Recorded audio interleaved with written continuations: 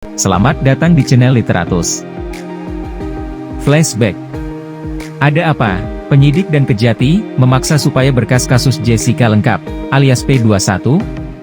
Kasus kopi sianida bermula pada hari Rabu, 6 Januari 2016. Wayan Mirna Salihin meninggal setelah meminum es kopi Vietnam yang dipesan temannya, Jessica Kumala Wongso, di Cafe Olivier. Menurut keterangan Edi Darmawan, ayah Mirna, ia melaporkan kematian anaknya ke Polsek Metro Tanah Abang. Minggu, 10 Januari 2016, jenazah Mirna dikuburkan di TPU Gunung Gadung di Bogor. Berdasarkan hasil pemeriksaan sampel lambung, Mirna diduga tewas keracunan. Polisi menemukan kandungan zat asam bersifat korosif dalam tubuh Mirna. Pada Sabtu, 16 Januari 2016, Kepala Puslap 4 Brigadir Jenderal Alex Mandalikan mengungkapkan, ada racun sianida dalam es kopi Vietnam yang diminum Mirna. Polisi menemukan 3,75 mg sianida di lambung Mirna. Jumat, 29 Januari 2016, Konon melalui serangkaian penyidikan dan konsultasi dengan Kejaksaan Tinggi Jakarta, Polda Metro Jaya, menetapkan Jessica sebagai tersangka pembunuhan Wayan Mirna Salihin. Jessica diduga menaruh racun sianida dalam kopi Mirna. Sabtu, 30 Januari 2016, pagi hari sekitar jam 7 pagi, Jessica ditangkap penyidik di salah satu hotel di Jakarta Utara. Saat ditangkap, Jessica bersama keluarganya. Sejak ditangkap, Jessica langsung ditahan. Februari. Kamis, 11 Februari 2016, Jessica menjalani tes kejiwaan di RSCM untuk mengungkap motif dugaan pembunuhan yang dilakukan terhadap sahabatnya, Mirna. Tahukah Anda, terjadi peristiwa bolak-balik berkas perkara dari penyidik ke Kejati dalam kasus kopi sianida. Kalau kita cermat melihat, rasa-rasanya, peristiwa bolak-balik berkas yang terjadi 5 kali tersebut, membuat kita sebagai publik, menilai penyidik dan Kejati, sepertinya sedang memaksa, supaya berkas perkara kopi sianida, yang pada waktu itu Jessica telah ditetapkan sebagai tersangka, segera lengkap, sehingga persidangan terhadap Jessica, segera dapat dilakukan. Berikut, mari kita lihat proses bolak-balik perkara, dari penyidik ke Kejati. Kamis, 18 Februari 2016, penyidik Polda Metro Jaya, melimpahkan berkas perkara Jessica, ke Kejaksaan Tinggi DKI Jakarta. Selasa, 23 Februari 2016, Pengadilan Negeri Jakarta Pusat, menyidangkan pra-peradilan kasus penetapan tersangka Jessica, oleh Polda Metro Jaya. Sidang dipimpin oleh Hakim Tunggal, Wayan Netra. Rabu, 24 Februari 2016, Kejaksaan Tinggi DKI Jakarta, mengembalikan berkas perkara dugaan pembunuhan Wayan Mirna Salihin.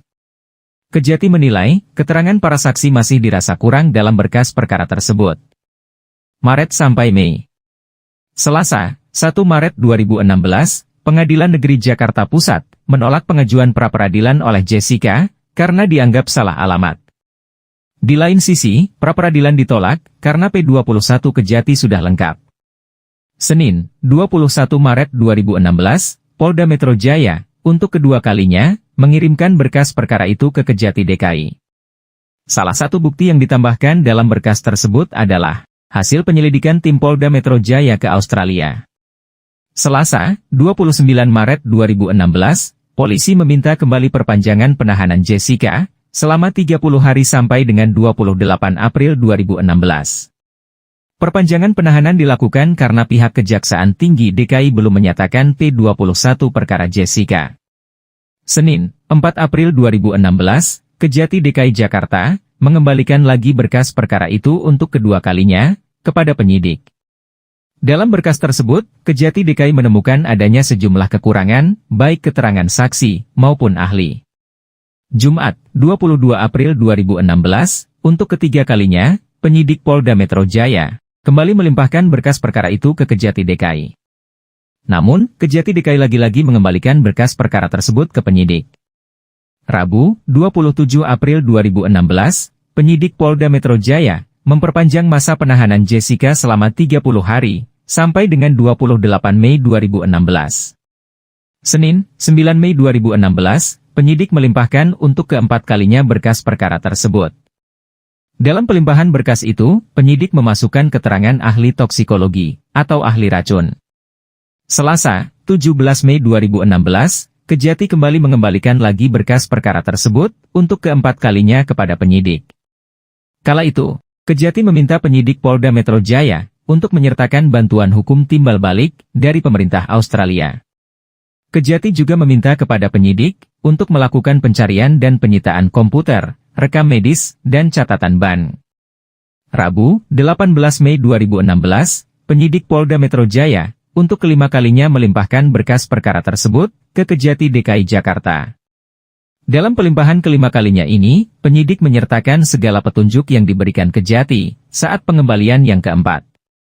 Kamis, 26 Mei 2016, setelah kurun waktu 118 hari ditahan, Kejati DKI Jakarta akhirnya menetapkan berkas Jessica lengkap, atau P21, dan akan melanjutkan perkara tersebut ke persidangan. Jumat, 27 Mei 2016, berkas perkara Jessica dilimpahkan ke Kejaksaan Negeri Jakarta Pusat. Jessica dipindahkan dari Rumah Tahanan Polda Metro Jaya ke Rumah Tahanan Khusus Wanita Pondok Bambu, Jakarta Timur. Pertanyaan kita terkait hal ini ialah, atas dasar apa penyidik dan kejaksaan totalitas melengkapi berkas perkara kopi sianida? Mengapa kasus-kasus lain yang serupa tidak membuat penyidik dan Kejati bersemangat? Menurut hemat saya, ada 3 keadaan yang membuat penyidik dan Kejati berupaya keras agar berkas perkara kopi sianida lengkap. Pertama, karena penyidik telah menetapkan Jessica sebagai tersangka. Ini adalah perkara gengsi institusi, bahwasanya, daripada penyidik dianggap sembarangan mentersangkakan seseorang, maka penyidik melakukan segala cara agar status tersangka tersebut tidak dicabut, katakanlah melalui pra-peradilan. Kedua, sebagai batu loncatan jabatan. Lihat saja, Krishna Murthy, Ferdy Sambo, dan Heri Heriawan. Ketiga polisi ini mendapatkan kenaikan jabatan efek menangani kasus kopi sianida yang menjadikan Jessica sebagai pelaku tunggal. Pada Juli 2006, Krishna Murthy dipromosikan menjadi Wakapolda Lampung, dan pada 2017 naik pangkat menjadi Brigadir Jenderal Bintang 1. Sekarang, Krishna Murthy menjabat sebagai Kepala Divisi Hubungan Internasional Polri, dengan pangkat Irjen Pol Bintang 2 sejak 2022. Heri Heriawan juga demikian, dirinya naik pangkat menjadi Kombes. Dan sekarang Heri bertugas di Densus 88 dengan pangkat Brigjen Bintang 1. Ferdy Sambo pun sama, jabatannya menjadi Kasubdit 3 di Tipidum Bareskrim Polri, karirnya sempat melesat, naik pangkat menjadi Kadif Propam Polri, dengan pangkat Irjen Pol Bintang 2 sejak 2020. Akan tetapi, karirnya tamat karena melakukan pembunuhan berencana terhadap Brigadir Joshua, dan divonis hukuman mati. Namun, MA kemudian menganulir hukuman mati menjadi hukuman seumur hidup. Ketiga, penyidik dan Kejati sepertinya sedang sepi kasus. Jangan lupa dukung channel ini.